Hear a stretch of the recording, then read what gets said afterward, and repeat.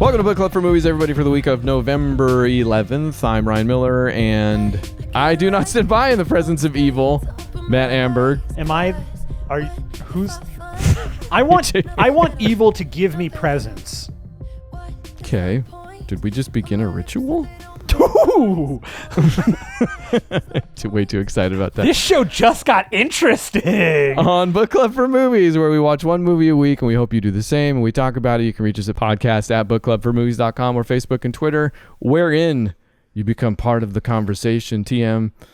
This week, I don't know who TM'd that, but I feel like we can use it. Sure. It's Alita Battle Angel. The whole podcast will be done parenthetically. And Matt Amberg, or I'm just stealing Kevin Nealon's bit at this point. Do you have a synopsis for Alita Battle Angel? You mean Battle Angel Alita? I sure do. I can't believe they changed the name. It still doesn't make a whole lot of sense, but they say it at the end of the movie, so hey, at least somebody won out. Did you see I don't know if it was an extra or just the quote out there about why they changed it? No. Because all Jim's movies start with A or T, or TNA, as they put it. Terminator. I hate everything about that. Avatar. That is stupid. Jimmy C, because it's Cameron. All right, Alita Battle Angel is going to come at you at 2 hours and 1 minute. Written by James Cameron and Laita Kalogridis. He wrote the thing? Yeah. Directed by Robert Rodriguez, starring Rose Salazar, Christoph Waltz, Jennifer Connelly, Mahershala Ali, Ed Skrein, and Jackie Earle Haley. Wow. Here is your Book Club for Movies synopsis for Alita Battle Angel. After being discovered in a landfill, a cyborg with a human brain and heart awakes with no memory of her past life. With the help of her newly adopted father, Dr. Ito, Alita begins a dangerous journey fighting through hunter warriors, corporations, and a mysterious man called Nova to find out who and what she truly is. All of which I didn't know, but might have intuited before just from seeing the trailer on this thing. It had been on my list, had heard differing views on it here and there, and kind of had a feeling that I might enjoy it anyways. But that's the extent of my experience with this. Do you have any experience, any thoughts, and at best, any experience with the source material? No, I was Okay. was familiar in terms of I've seen pictures from it, and I'm familiar with Battle Angel Alita being a thing. Didn't read it, don't know anything about the story. Basically coming into it the same way you did. The draw for me on this actually was Robert Rodriguez. So yeah, I would be drawn to a Robert Rodriguez more than a James Cameron, even, really. I mean, okay, that's loaded, I suppose, but yeah, you're killing me today. You coughed on the other show. That's what that was a reference to. I'm sure everybody needed that backstory. I just wanted to make sure I explained the joke so that it was funny. Was it a joke? I'm not. You're killing me today. See? In a good way. Oh, good. Yeah. With kindness? Yeah, you're killing me softly. Oh, that's how the song goes. I don't know where this is going. Softly with kindness. Killing me. Alita Battle Angel. Yeah. Is from 26th Century Fox. What? Famously the last that they made before the buyout. So upon looking that up on Wikipedia, my wife was thoroughly confused. And I was just like, oh, it's because she was like, Fox is done. Like, this is the last movie Fox ever made. I'm like, well, yeah, technically, but no. But yes. And it's a cyberpunk dystopian story. And again, apologies that neither of us know the source material. We're going to judge this as we judge all movies that we watch, regardless of the source material. Yes, and with no respect, reverence, or knowledge of where it's coming from. Which I most think, of the time, as long as we don't respect it, I think that's the important part. Disrespecting it, I think, puts us even further ahead. I feel like that's what people who review film focus on. And while we're not really film reviewers, I would say we should focus more on the negative. All right. So shut up about it. Burn job here we got jerk. For Alita Battle Angel. No, it's not going to be. Because I liked it. And I think I liked the beginning more than anything, basically. Okay, that's not... And then it just... No, I don't mean that in a bad way. I mean, it establishes itself really well. Really like, fast, I am too. super enamored with the world and this is why I apologize for not knowing the source material, because this is probably from that, right? Like I'm not I would hope so. praising the movie so much as I'm praising the adaptation, maybe. But even then, I can't speak to because I don't know. In any event, super in love with that city, in love with its portrayal, with the characters. Again, very quickly early on. Like I like Christoph Waltz as Ito. He's just this kind breath of fresh air in this, again, cyberpunk dystopia that we're used to seeing in a lot of different places. Alita, also just this powerful positivity. The kid, not so much. Roughest part of the movie for me in every respect, man. That guy was just barely passable in almost every scene. He was the biggest drag on the movie, which is kind of a disappointment in some respects, but continue. It figures in pretty largely, so yeah, you can imagine that would have wide-ranging implications. Yeah. But yeah, it's super strong beginning. I just really liked it. And again, I don't mean that as a bad thing, but when a lot of movies do this, there is a point where it comes to, okay, now what are you going to do with that? Because the whole movie doesn't get by on that at all. Oh, no. Yeah. Introductions can. So I do like the beginning, first half even better than the second half. Would you agree? Yeah. No, well, yeah. I would. I love the start of the movie, man. It picks up and it goes right away. There's no setup to the setup. There's no like beating around the bush. You're given the title card, you're given a shot of the city, you're immediately shown Christoph Waltz in the scrapyard, and there's Alita, and bam, they're back home. Alita is awake. We're moving on. I love that. You don't have an entire first act of waiting for her to be assembled. Right. Like she is there at the beginning. Which would have been infuriating. Oh, yeah. And it would have also made her not the subject of the film, which I believe she very much is. 100%. There is no question that they front and centered Alita. And I think that in that respect, I think we should pivot here for a moment and talk about Alita herself. Wow. I was going straight there. Let's go. Okay. Well, I'm not talking about the character necessarily. I want to talk more about how did you feel about the pure CGI of the character? That's exactly where I was going. All right. Well, then Did that work? Because she's got to be 100% CGI. 100% like I know CGI. This is an actress, but I believe body too. They didn't just make the eyes big on the actress. No, like she is a CGI creation. Yeah, they use the exact same technology, probably updated from Avatar. It's the same thing. So she is completely, sure. Which is to be fair. I mean, that's what they use for all of the cyborgs in the movie. It was the same kind of thing. And but some of the cyborgs are composites. They're this combination of machine and actual man. Oh, I don't know if you're cinematically speaking, where the face, like the main bounty hunter who becomes also kind of a antagonist. Like that's definitely a real face on there that they've CGI'd around. Right. Yeah. There was, out of the entire movie, I think there was only 1 or 2 shots where I went, "Oh, that was not great." The rest of the movie, man, I thought they nailed it. She looked gorgeous, flawless, man. Right? It was.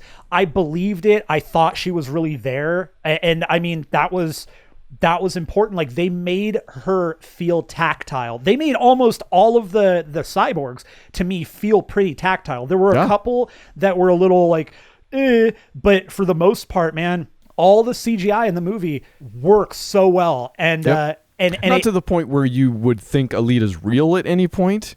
No, but she is very expressive, and if you can't buy those expressions, it all falls apart. And I bought the expressions, 100%. Like when she smiles, when she laughs, like. All of it, totally. And I think a whole hell of a lot has to be said for Rose Salazar's, at least vocal performance.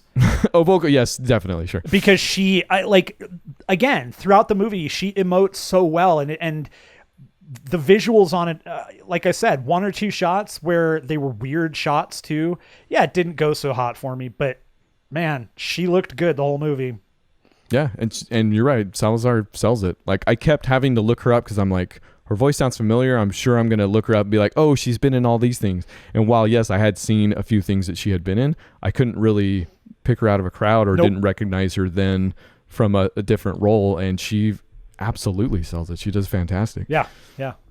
So that's good. Okay. I just wanted to get into that Yeah, because that right good there question. is I mean, you already said you liked the movie, so I kind of had to assume that you at least weren't But I bothered by it. hated Alita. But like the movie kind of lives or dies by whether or not she and CGI can run that movie, and I think that's another. I think it was a good example of when it's done right, and you're not, not everything is CGI, but you've got plenty of real human actors there as well. I think it can work really well.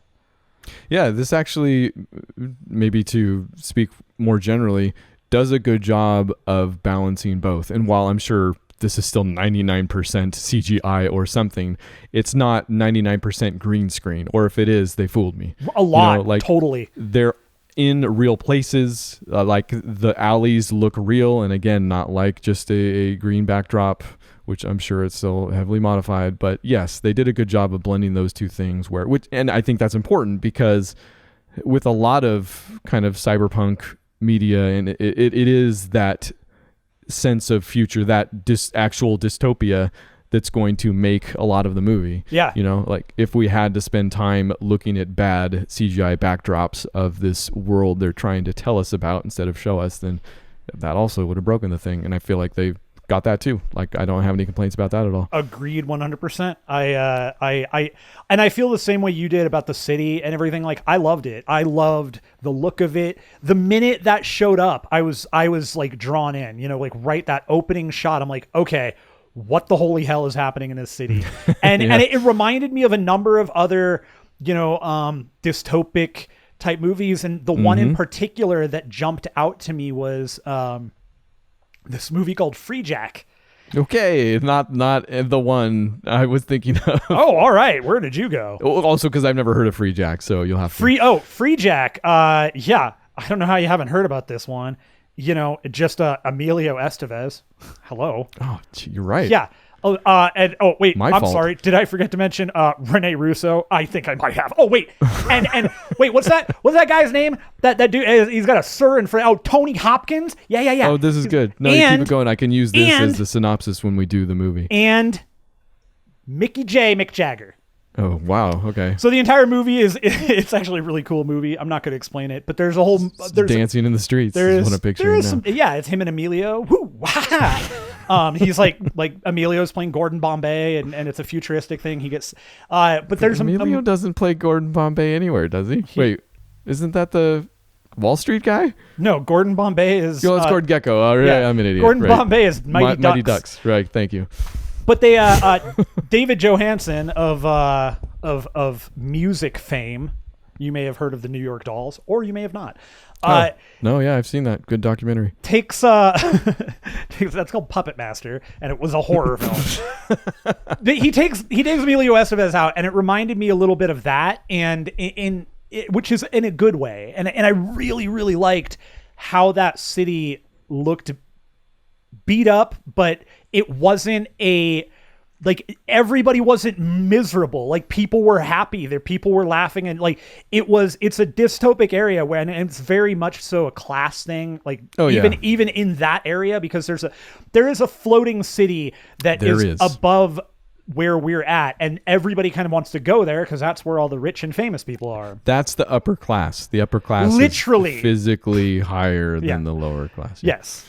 But it all worked for me, man. That was all good stuff. What did it remind you of? A couple, actually. And the most generous reminder was maybe Blade Runner, but I feel like that's just because that was one of the first, and everything can't not be likened to it at some point or somehow. Fair enough. It's not really they're kind of vastly different, but the variations on a theme, maybe. I don't know. Again, the theme being cyberpunk. The other movie, and this is way more, I think, thematic in comparison, was Speed Racer. Oh, sure. Which also, fantastic freaking movie, man. I like Speed Racer. I love Speed Racer. I like that movie. I like it for the visuals. I don't like, what's his name even? Emil Hirsch. Emil Hirsch, is that it? Yeah. I'm not crazy about him or even his job in that movie. but I like that movie. And where I think I got this feeling, maybe to run through a little bit of the story with Alita, is that all the people down below are, several of the main characters down below are trying to get back up, except for Ito, Christoph Waltz, namely, and we find out because we're going to spoil this, by the way. 3, 2, 1. I don't think it lessens the enjoyment of the film. Spoiler. But Christoph Waltz came from there. When his daughter was declared sick, him and his wife were rejected. His wife, Jennifer Connelly, who has since gone to work with the mid-boss, the mini-boss maybe Correct. of the film, Mahershala Ali. So a lot of the characters are involved with making their way back up, like climbing the ladder back up. But nobody makes the trip back up, as we hear from Christoph Waltz numerous times.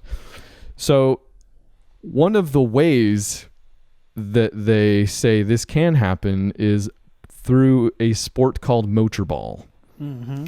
If you become good enough at motorball, which is a roller derby with robots, basically. Robo derby. Robo derby. I thought of a better name for it. There we go. Got it. And if you get good enough at that, you become a champion? The grand Is champion? that what it's called? A grand something like that. Something And like then that, yeah. if you win from there, they take you back up to, do you remember the name of the city? It's not coming to mind. No, hold on. I don't know, but Edward Norton is in charge, so it's weird in any number of ways. He's got tiny glasses too. We've got the quota of tiny circle spectacles has been filled in the cyberpunk way. He's an itty bitty. Nova is his name, I can tell you that. Nova is his name, yes. Zalem. Okay. Yeah. Wow. Because I kept thinking it was Solomon. They were trying, like, it was a playoff Solomon. It may be. Who knows? Again, the upper class is physically higher than the lower class. But where I think I am aware that I'm in the minority a lot of the times with my speed racer enjoyment or praise. And in watching this, I kind of felt some of that, especially with this sport. And I kept trying to figure out why, because I could understand people thinking that it's hokey. Like this is kind of strange, and it is a strange plot point almost, like that this sport, it's like Quidditch. Like it's not, I guess. This is, by the way, almost universally, I'm going to guarantee this. I don't know anything about the source material, but if he was not inspired by the movie Rollerball in some way, I don't know. If this sport is not in the source material, then what the heck? Like, it's gotta be. I'm sure it is, but I'm talking about just the inspiration for the sport itself is probably the movie Rollerball. Oh, sure. Yeah. But it occupies this space where, how is this the thing? Almost, and I guess in Speed Racer, it's a little bit different because racing is everything. Like everybody, I guess that's the same in this movie too, though. It's just, I kept trying to figure out what was going on in my head, I think, really, with why this wasn't acceptable in a way, or why this felt left field. And I think it's because I still at times have this voice in my head that's like, this is nerdy, dork, and I don't know, because it's still compelling. Like, at no point did I not buy, there were some things I didn't buy actually, but that I didn't buy that this was an avenue or because it's used in the beginning as she's interacting with kids in kind of a scrimmage as in a small town version of the game. It's used later when she's trying to be killed, and then it's used at the very end as kind of where she's ended up, in that she's, I guess they're going to posit this as the way she'll get into the city I forgot again in record time. Zalem. So once I got over that, again, like maybe I got over it with Speed Racer, I did appreciate it. I did have some issues with it, but I don't know. Am I making sense at all? Yeah. I just, for me, this is a standard trope in things like this in the future. It's you want a better life, be great. Ready Player One, same thing. Yeah. Find all the keys. Now you win everything. Okay. Right. That's, everybody is involved. Everybody wants to do it. Everybody wants the keys. It's always the same thing. It's get a better life, go ascend to something else by being the best at the sport. And to me, this is no different than then that. I mean, that's exactly what it is. It's go play sport, be good at it, get to where you need to go. Now, throughout the movie, Alita doesn't care necessarily about Zalem, but she eventually does. Yeah. And because everybody else outside of Christoph Waltz, all the other people she kind of comes into contact with know about it or are trying to get there.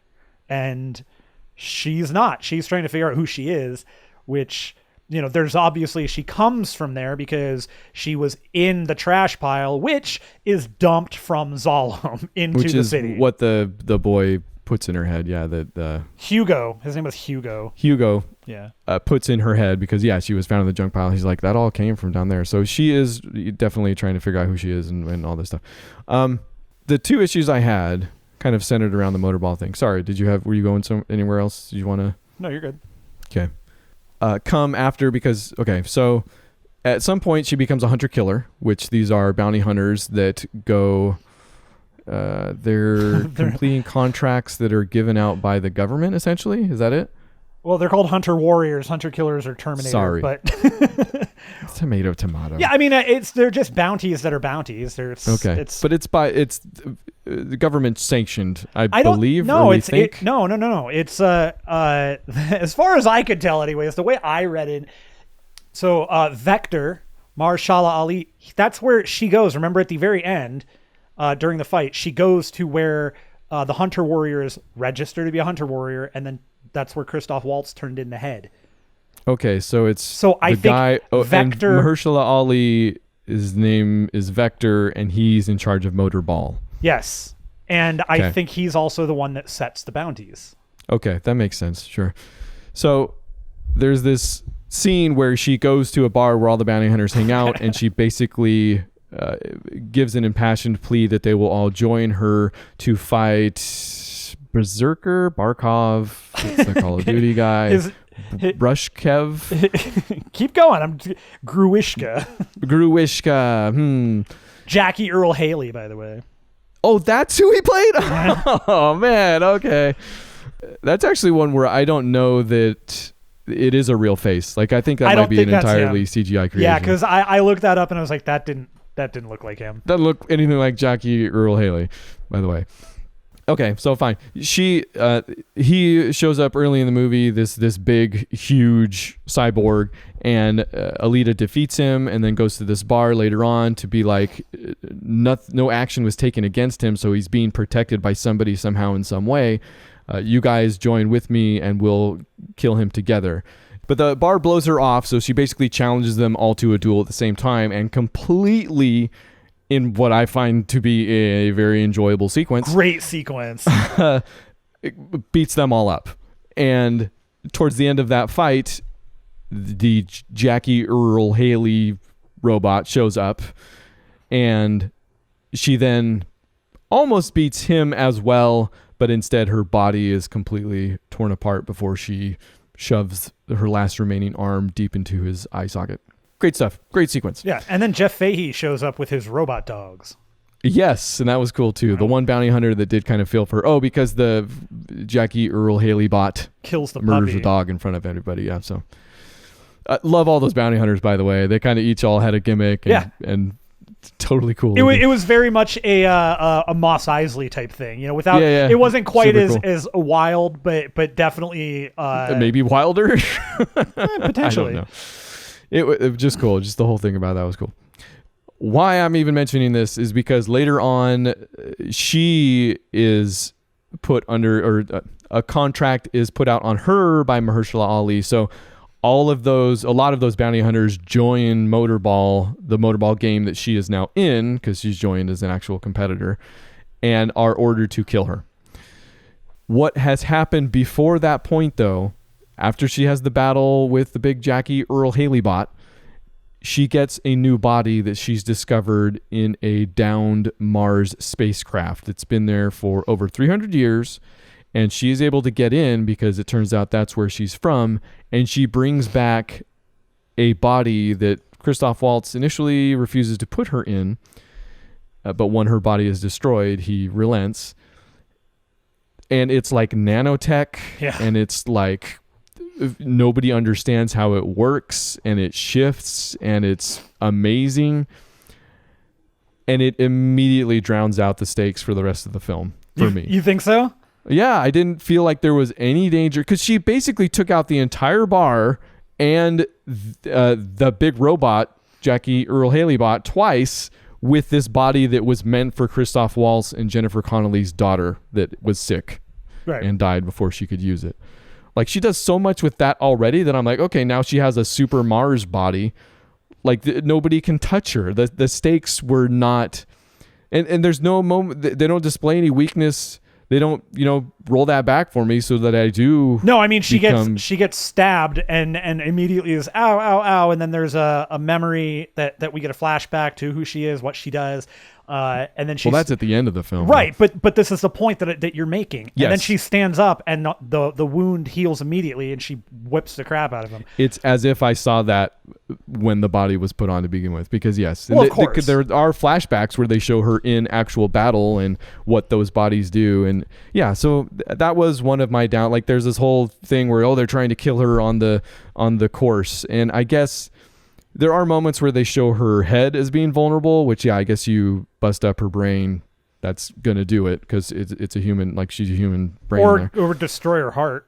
But they don't, like that's in the middle of her body. So that I don't think they get, but they don't do the work to make me believe in those stakes really for the rest of the movie with that battle. And also, I mean, the action's still great. So I get that, but. No, I mean, she definitely has, she levels up. She becomes Gandalf the White, basically, which is the like essentially, yeah. It's like if that happened early on in the movie, right? Because then they also pitch the big Jackie Earl Haley bot. How many times can I say that? As a big bad, as a big dangerous. Like, how are we finally going to get rid of this guy? And I'm like, well, you got rid of him twice already with your stupid body. Like, it shouldn't be an issue at this point. So yes, that did kind of nag at me for the last half. See, I kind of feel like that is certainly frustrating, but I feel like and this doesn't help, by the way, this doesn't like change anything, but I do feel like she isn't invincible. And I think that the sword she steals probably would cut her up still. Sure. That is wielded by the mini boss bounty hunter. Right. And it gets put to no use on her ever. And it's barely put to use really in the movie, but no, I get it. As soon as she put that on, it starts reconfiguring your. It's like, okay, so you now are the T-1000. Got it. Yeah, essentially. So you just need to be melted. Still enjoyable to watch from there on out, but yes, that was, I feel like, a little uneven. The other thing, and this is the last thing I have, but it's kind of the biggest thing for me. I bet I know what it is. I don't know. This is like pretty rabbit hole even for me. All right, let's get it. I mean, it's not because it's on the surface of this entire movie. But it's the issue of the violence or the actual battling. Because when she's initially put in that daughter's body, Christoph Waltz, who is a hunter... warrior. Killer. Dang, okay. She sees the motorball going on, and motorball is a total blood sport, like a robo blood sport or whatever. And he looks down on it like, no, that's kind of the dirty, like, this is complete base humanity at play. Like it's very much given that don't sink to that level type thing. Sure. And stays there for a bit, but then slowly throughout the movie, in the guise of her trying to be who she is, the violence is adopted. And again, she's a battle angel, and she was literally built for this. And there are lines from Christoph Waltz that touch on that. But the transition is murky. And I get that the beginning is that they are, again, almost violent for violence sake. This is gonna be one of those things where I solve it by talking about it in real time. To the end of the movie, where it's essentially an uprising. The violence is used to break the system, to punch holes in it, to all of the above, right? As a revolutionary tactic, which sure, I'm all for, obviously. But I think the transition is murky. Like, they speak out against it in a way at first and don't do a great job. And this is probably the difference between a good and a great Alita Battle Angel. I think Alita is good. I don't think it's great. Like, it's not transcendent. It's not really telling a deeper story with that, which is fine. Because again, I bet that's in keeping with what this movie is. Again, I shouldn't speak to the source material. It's in keeping with what this movie is. It's not trying to be anything more than that, I don't think. Fair enough. But I would have loved it if it spent some time telling you why or how you get from point A square one to point B. This violent uprising. Yeah. So I think that you touched on my probably biggest issue with the movie is I feel like for a 2-hour long movie, it was rushed. And I think that's kind of the biggest problem I have, is that there are a number of like sequences after sequences where she goes from, I get this, to why not? Like it's like there are things missing. It's like this should be like this is a 3-hour movie, a 4-hour movie that has a whole lot of stuff in it that they went, okay, we can't do all this. I bet there's a ton of source material. Like, this is probably several books in this one movie. Which, and if that's the case, that's fine. But you've got to, the murkiness was kind of frustrating because there were motivation changes and attitude changes that sometimes didn't feel earned. And I think that kind of falls throughout the movie. And one of the things that while I feel that, I also maybe disagree with you a little bit, is that the stuff at the beginning with Christoph Waltz trying to tell her about that stuff, I think is informed later on when he expressly tells her, I know exactly what you are. I knew what you were. Right. I didn't. So it gets broken down even further when she finally says to him, I'm not your daughter. And that entire thing is him being a slightly overbearing father. True. But I mean, he's out being a hunter-gatherer. So, yes, I don't care what it is. Just go with it now. It doesn't matter. At night. So, yes, to some extent, he's like, he's don't hypocritical. Do this. Yeah. But, yeah, he's hypocritical. But, I mean, that's, he's being and he's also resigned. Like, he's from above. Like, he's not, like, he's the one that always says, you can't go back. Like, this is it. He's a little bit more resigned, a little bit more beaten down, even in his positivity. Like, that is his station type thing. Yeah. I agree. I mean, yeah, I think there was some stuff missing that really could have helped fill out more of the why she was doing what she was doing, the why she was reacting the way she was reacting. I also admit, I think that freaking kid who played Hugo, man, there were a number of scenes that could have worked much better, and he just wasn't up to the task, in my opinion.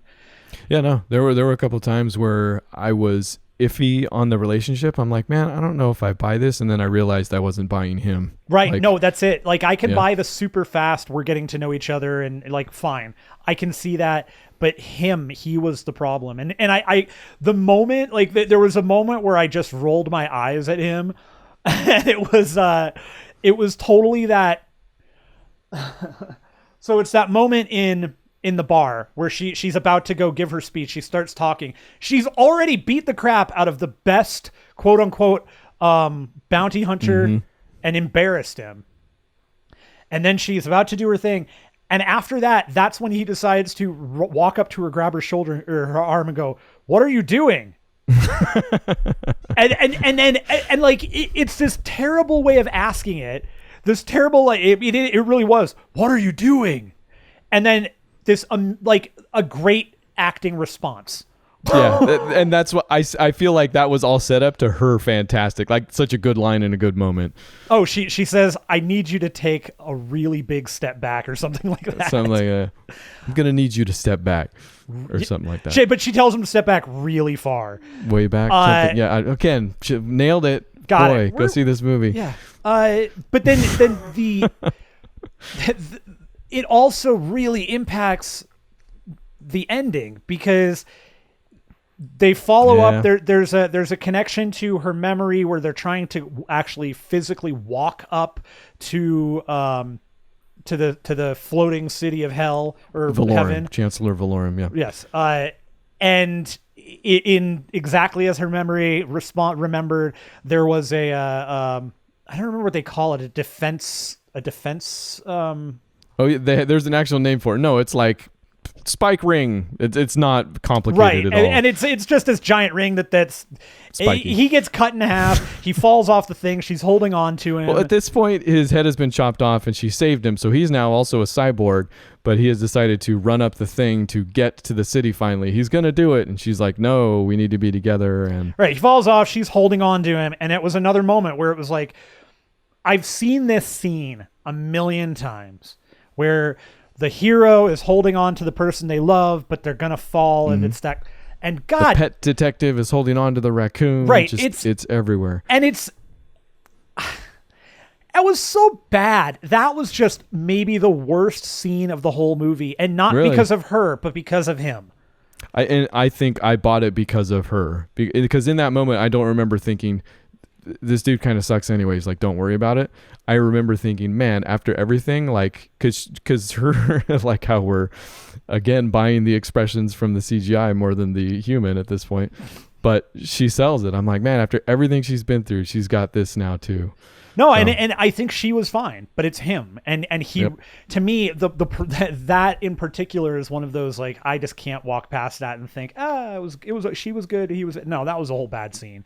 It came at a really important moment, so yeah, it's even more glaring. And then of course the just getting into the finale here. Let's go to the end so that it's clear. Right after that scene, she's finally, all right, it's on, game, let's go, let's do this. She goes up, she gets all pissed, she goes through, she gets to Mahershala Ali, like climbing the tower, gets to the top. That's where the fight where she the nanotech and all that stuff has happened. I think this might have been before, but Did that happen before that? I think so, but yeah. Because I think he's Oh the no, one you that know gives what? her, No, you're right, because he Mahershala falls. Ali- He falls, and then that's where they zoom in. The city starts speeding up, and then it goes to she is now the champion, and Correct, she yes. is waiting. She's on her final. It's going to be her final. she's now game. a grand champion or whatever. Yeah, so she's if got- she wins, she goes to Right, Valeria. She's got the final. She's got the final. The final thing, and then the movie cuts, and that's it. So we don't. But the scene you're talking about is where, because Nova from above will inhabit other bodies, like he does it to the Jackie Earl Haley bot, and he does it to Mahershala Ali several times, which is a fantastic effect, really. Because number one, he's doing it to cyborgs, but then he's also doing it to ostensibly a fully human Mahershala Ali. Yeah. And sorry, you complete your thought about that scene, and I'll tell you my favorite part. No. It was just that's it. And then it ends, and that's it. It just then the movie ends. We get a cliffhanger. You're shown Nova looking down, and he's seeing Correct. everything. He said it before. He sees everything. So she points at him with her newly acquired sword that she got from Dingus Khan earlier on in the movie, and then the movie goes to credits. Oh, and at some point we see, as she gets back her memories, that she was sent there to kill him in the first place. Like that Right. was the whole reason the Mars forces, or the United Republic of Mars, I think, or something. I think you're right. Why they came was for him. So her mission has been to kill him for 300 years or whatever it is. So he appears to know that. Again, he inhabits different bodies. And that moment that I love is where he has inhabited Mahershala Ali, and he's going through his monologue essentially, and Alita gets enough of it and stabs him, and him still being inhabited by Nova kind of looks down and is like, well, that looks fatal, as the body is failing, as he slowly falls to the floor and then dies, but Nova is still in control and delivers his final line after Mahershala Ali has died. And it's pretty great. And the final line is, "I see everything." Something like that. That tracks. Yep. Alita Battle Angel. So lots of good moments and a really good movie overall. Just I do not understand why the movie. I don't get why it didn't do better. I feel like this is a movie that probably should have. I think it deserved it, and I think the bummer about it is it does such a good job setting all of this stuff up, and I think the movie was satisfying, but man, that setup with a great ending that does let you go on, I want to see more. I want to see, great.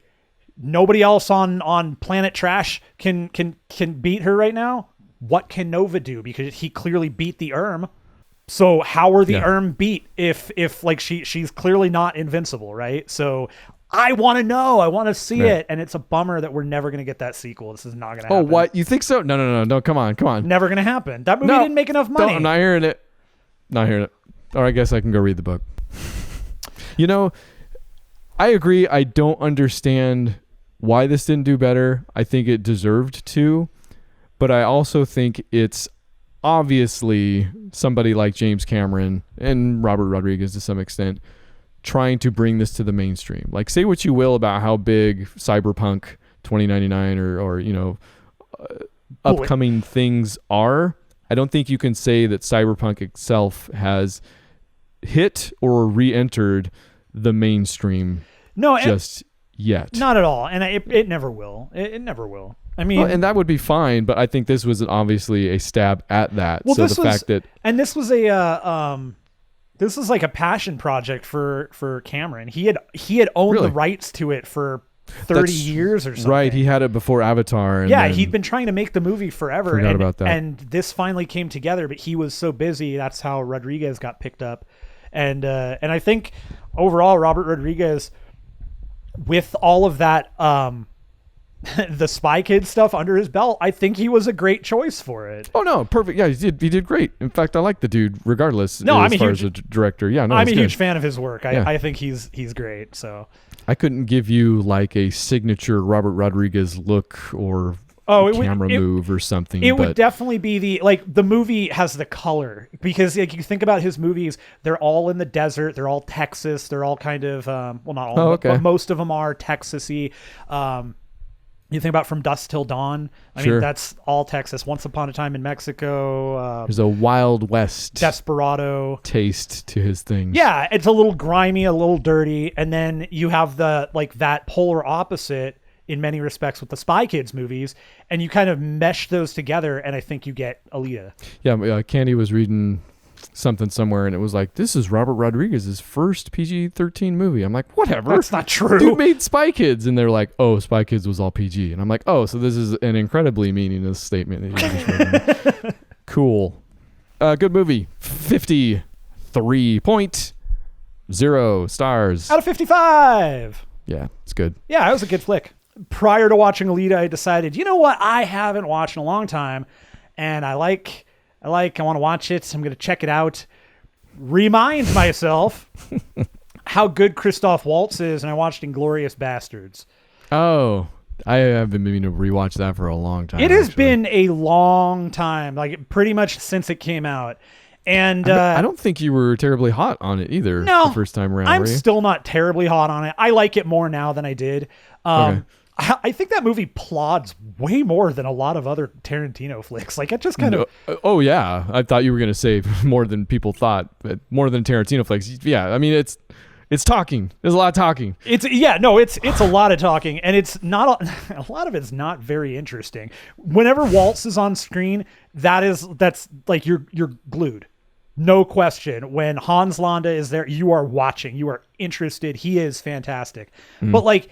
half the other characters, it's just, who cares? Shut up. You're not into Assassin's Creed there? Basically. Yeah. No, he was fine. And he's got that whole sequence in the bar is one of the best scenes that I think Tarantino's ever filmed. I think it's one of the best written scenes. It's one of the best researched scenes too, which I appreciate. That movie had a lot of research done to it, and I appreciate a lot of it because there are things in there that if you don't know about being kosher, if you don't know what the history was between what was kosher back then as opposed to what is now, Jews and Nazis, you don't know, didn't like each other. Yeah, one is kosher and the other are Nazis, so historically at odds with each other. That's a good movie, though. I like it. I in particular, I do really like Eli Roth in general.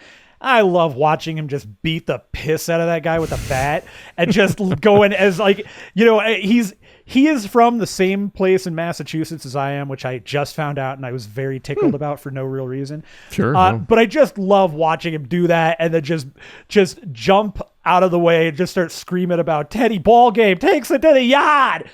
It's real fun. And then I love immediately how they beat the crap out of that guy. The other Nazi, they've got two other Nazis tied up. One of them runs away, gets shot immediately, and the other one is like, as soon as he's asked, Pitt's like, show me where the Germans are here, and he's like, right there. Just no stopping. Yeah, but that movie, seriously, it plods, man. It plods, and it is. There's a lot of good stuff there. I think there's a lot that could have been trimmed, and then there are some moments in that movie that are.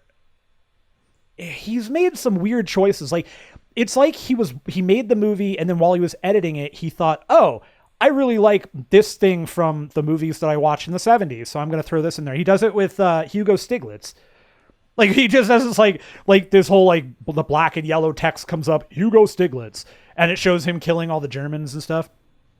Doesn't happen again. Like, just out of nowhere. And I mean, I get it. You're Tarantino. Yeah. Look, I'm just a little quirky. Okay. Like, okay, Tarantino. That's what he sounds like. But, yeah, it's a cool movie. Brad Pitt is really weird in that movie. That accent is just so goofy. It's just so goofy.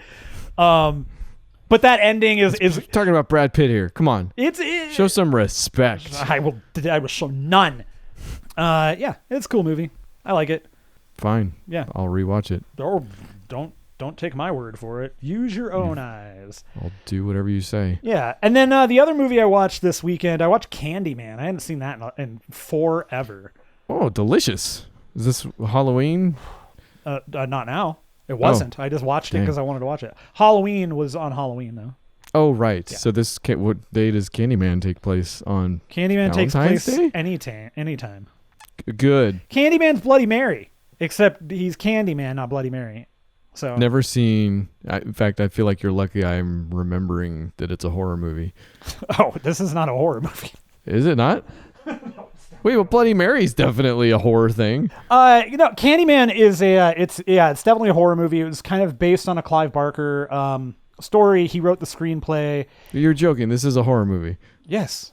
Okay, sorry. Yes. I thought you were serious about that. No, part. it's totally a myth. It's a urban legend type story, and okay. The movie kind of revolves around a student at the University of Illinois, I think is where she's at. It takes place in Chicago, and the whole thing actually revolves around Cabrini Green.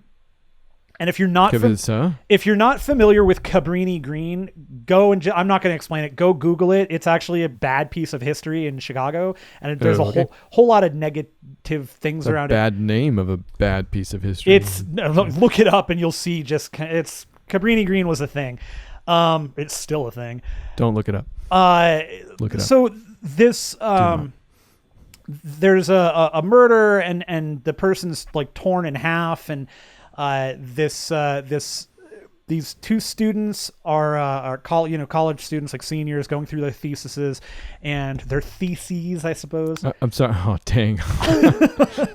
Yeah. Couldn't even correct you. Calm down, Great. College boy. But they're going to do their thesis on urban legends, and in particular Candyman. And they find out that throughout Cabrini Green, people are aware of Candyman. They've heard about it, and they go and try and find out about this murder that occurred. And then all this supernatural stuff starts happening. Virginia Madsen is the main character. She keeps kind of blacking out after meeting him or seeing him, and then somebody's dead around her, and then people think that she's the one killing everybody. And it turns into this back and forth of Candyman trying to get her to relent and be his victim. That's what he always says, be my victim. And then he kidnapped a child, so he'll give the baby back the baby won't be harmed if she will give herself to him. So the movie becomes this back and forth about, is Candyman real? Yes, he is, but how does she handle it? What does she do? She's freaking out. How does she stop it? And it's freaking, man, that movie, the least scary parts of that movie are almost the scenes with Candyman. Like, it's all of the tension around her when she's in her apartment, when she's at the school, when she's doing these things, and it's like it's constantly happening to her, and she's seeing it, and she goes like down this rabbit hole of just it's a shame spiral of death, and it's it gets Sounds creepy. like high school. It gets creepy, man. That movie has some chill to it, and not the relaxed kind of chill, but the like. Oh, okay. Yeah. What's the pedigree? I feel like I've heard enough about the movie. Oh, it's Clive Barker. I don't know. Oh, just is it his movie, or I thought it was just the story was his? The story, and he wrote the screenplay. Oh, close enough. We'll Yeah. take it. Clive Barker film. The movie actually ends in a great way, though. So she does that. She does sacrifice herself. She gives herself to the Candyman. Kind of. She kills Candyman, saves the child, dies from severe burns, is buried, and there was basically a giant bonfire. They were the area of Cabrini Green was ready to burn him. That was like they knew something was coming and they were going to burn him. And so after the bonfire, she is laid to rest. There's some people around, and then all of the people from Cabrini Green start walking into the graveyard, and they drop the hook that Candyman had jammed into his stump because he's all burned away. So now there's a hook. They drop it in there, and the very end of the movie, just like the rest of, the Candyman 5 times, the husband, who is cheating on her and just a terrible guy in general, starts crying into the mirror and says her name inadvertently 5 times, and she shows up behind him, and that's the end of the movie. Nice. Okay. Yeah, totally All right. solid ending. Pretty good. All right, so that's all I got now. Well, speaking of dying from extreme burns, I am going to roast Dark Phoenix. Are you ready? Here we go. Oh, boy. This can't take No. very long. No, neither of my movies do, actually. Dark Phoenix, it's kind of surprising that it got made because it even touches on aspects or the same story as X-Men 3, and also being a follow-up to X-Men Apocalypse, 2 things which I feel like should not be well received by many people. I don't think they were by many people. I'm sure Apocalypse made... Oh, you're right. No. I'm sure X-Men 3 made money too, didn't it? They made money, but none of them, but the 3 of those... They're garbage. Yeah, Yeah. they're... Okay. No, they're garbage. X-Men 3 is unadulterated garbage. That is a poor film made by a poor person who made a lot of money on it, I'm sure. Apocalypse is kind of just it's not a tragedy. It's one tick above a tragedy. It's just kind of a sad thing that obviously didn't work out for Anybody involved. yes. For all of that, Dark Phoenix is actually fine. It starts with the X-Men kind of being in good favor. Xavier's speaking with the president. People love them. I think they rescued some people from space or something like that. So they've done some superheroing, and the public at large is like, yay, these people. And I'm like, okay, we can get one of these movies now. Like it's actually refreshing to not have an entire X-Men movie about how everybody hates the X-Men. Even Right. just in general, I get maybe I'm just finally over the deconstruction of the superhero, or again, it might just be refreshing to sometimes get, although I don't know how I can say that with all the Marvel movies out nowadays, a movie where the superhero is the good guy. Well, I don't know. it's the, I think the thing with the X-Men too is you want to make make a movie about class struggles and about race and about bigotry. Do it. With X-Men, it's so prevalent all the time that it just becomes this like drag of, I just want to see Cyclops and Wolverine fight people, and I want to see, like, I don't.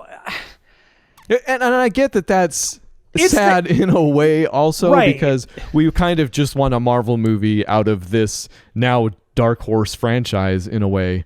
So I know I get everything that this is saying about us and them, but for that franchise specifically, I felt like it earned it for a second too. I was like, okay, I do get to experience some happiness with the X-Men for once. Because yes, looking back, you just feel those movies are heavy in a way, like by the end you're kind of beaten down by it.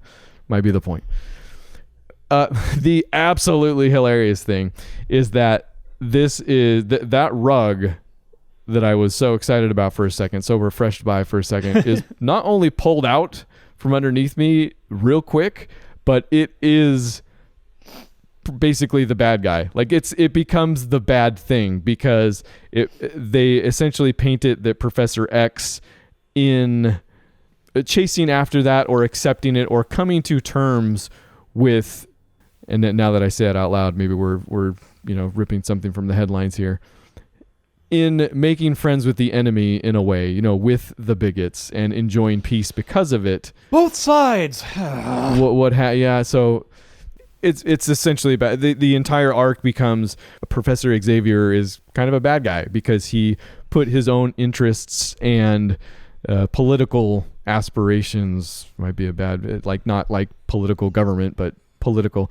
ahead of the well-being of his kids. Like Jennifer Lawrence, Mystique, is very outspoken against this, and she is kind of the main antagonist to his way of life. So that goes down the tubes pretty quick. Then it's as dark as any X-Men ever has been.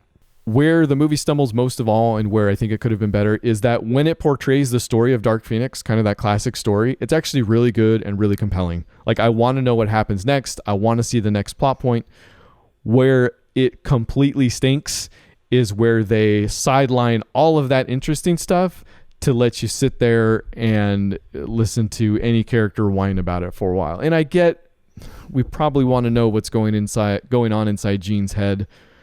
It's supposed to lend weight and humanity and all that, but it's just the weakest point of the film. Like, it's not when it's kind compelling. And it's kind of the thrust of the film. Yeah, and they spend more time with that than the actual interesting stuff. Like, by the time they get back to actually telling you the story of Dark Phoenix, they've already spent too much time on the stuff you're not as interested in, for me anyway. So if there was some way to cut all that out, you could and then make find yourself a fun little movie, and then there, make a different movie altogether.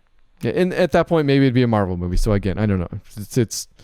There are still some great moments, some great set pieces. Even there's this whole battle inside of a train where actually Nightcrawler gets unhinged and just starts wrecking house. Like, it's pretty cool. Nice. And then the stuff that follows after that. So that there's stuff worth seeing. Like, go find it somewhere or something. But overall, it's just they spend too much time on the least interesting things of that story, it seems. Fair enough. That's all I got for that. The other movie I watched, I liked a ton more, maybe because it did let me revel in them fuzzy feelings for a bit, was Yesterday. Oh, yeah, cool. If you don't like the Beatles, this movie might not be for you. It very much trades on that. Like, it's a presupposed position that those songs are transcendent. And maybe even more than any other movie. Maybe even more than like A Hard Day's Night or something, or sure. Help. Like any actual Beatles movie. This movie says these songs are transcendent. They transcend time and space. For anybody who hasn't seen the trailer that I watched 1,000 times and I couldn't tell you why necessarily, it's basically this guy wakes up and the Beatles never existed, and he then becomes famous by reproducing their songs. So kind of a strange premise, really, to make an entire movie around, that I would argue objectively doesn't work with just about any other band. Yeah, I can't imagine this would work with any band, honestly. So in a way, I mean, that speaks to the Beatles catalog already. But you know what? Whatever. Their music has had an impact on the world. I might be biased because I like it. I might be biased because my mom is still the biggest raging Beatles fan I've ever met. She's still writing letters to Ringo. Might be. She still goes to see McCartney when he shows up, which those tickets aren't cheap in Vegas anymore. Knows all of their birthdays. Has all the memorabilia. Like, there's a trunk somewhere in the garage that's got lots of buttons and things. So, yeah, I might be biased as far as that goes, but actually, I also think that the movie is incredibly well made. It's Danny Boyle, so obviously he knows what he's doing, but some of the stylistic choices he makes in this thing are completely arresting. Like, they're super cool. Beyond that, the story is fun. It's the romantic interest for him is Lily James. So Baby Driver is the one that I would mention to your silence. I know you didn't like that as much as I did, but I like her an awful lot. Yeah, she was in My wife pointed out that she got her start in Downton Abbey. Downton Abbey. Apparently. Yeah. So Lady did Rose. not know that. I think she's fantastic in this thing. And it's just a feel-good movie. Like, it doesn't get bogged down in any of the sci-fi, like what actually happened to the universe or something like that. It's basically just played with, and it's done in a way that does really actually get you to ask questions about this music in general, like its place. Some of it is very specific to the Beatles. Like, again, it doesn't make a whole lot of sense because there are moments where those songs are reintroduced today, and do they land? Can they make it? And there's in the trailer you see the funny bit where Ed Sheeran's like, "Hey Jude, what about Hey Dude?" That's maybe the least funny thing that happens during all this, but there's this conversation about marketing even around the music and how that would be done now and all this stuff. So there also the human drama, super good. The romance there is super good, and it's just a really fun movie. I want to watch it. I do want to ask you about the ending. Does it revert the whole thing? Does it become a dream, or is it still the Beatles? Like, he is still basically the Beatles. Matt Amberg does not care about spoilers. No. For everybody else, I'm going to tell them now on this show. Please do. No. Good. And I love that part of it because it's basically this happened. It's not how do we get back to normal. It's not it was all a dream. It just happened and will continue to happen. And not that it doesn't toy with that, because at some point he runs into people, like there's 2 other people in the world, and you see them at various points during the film that are aware of the change also. Like, they remember the songs. And he was expecting them, and they're played kind of ominously, so you're like, oh man, they're going to blow this whole thing wide open, right? And he tries at various points to kind of come clean to Lily James and can't. And then finally, when he's able to meet these other 2 people that remember the songs, all they say is, thank you and good job. We're just glad that we can hear the songs still. Yeah, no, that's good. And I admit, if you had told fun. me it went the other way, that probably would have put it at a 99% chance I wouldn't watch it, because that would have been a terrible. It's not Freaky Friday. Freaky Friday did it. That's look, where it lives. I actually like Freaky Friday. No, I do too. I'm just saying. It's a fun saying. movie. I actually really enjoy Jamie Lee Curtis and Lindsay Lohan. Yesterday's good. I do recommend it. Hopefully tomorrow will be better. Tomorrow never dies, Ryan. I'd say this would be the weirdest movie to do a sequel of, but I guess Day of the Soldado exists. I can't even remember the actual. Yesterday 2, tomorrow. That's it. You just call it that. It's like Menace to Society. Yesterday 2, tomorrow. The best sequel name, we can go out on somebody else's material. I'm not afraid of it because I'm going to attribute it and people will think it's funny. Megan Amram, obviously. And I'm probably going to murder it because I can't even find it online, but I'm pretty sure she tweeted 2 salmon, 2 fishing in the Yemen. Because of Too Fast, Too Furious. It's a good tweet. That's all I have. That might be all that we have, unless you want to add anything. I have nothing. So thanks for hanging out. We'll see you next week. Okay, bye.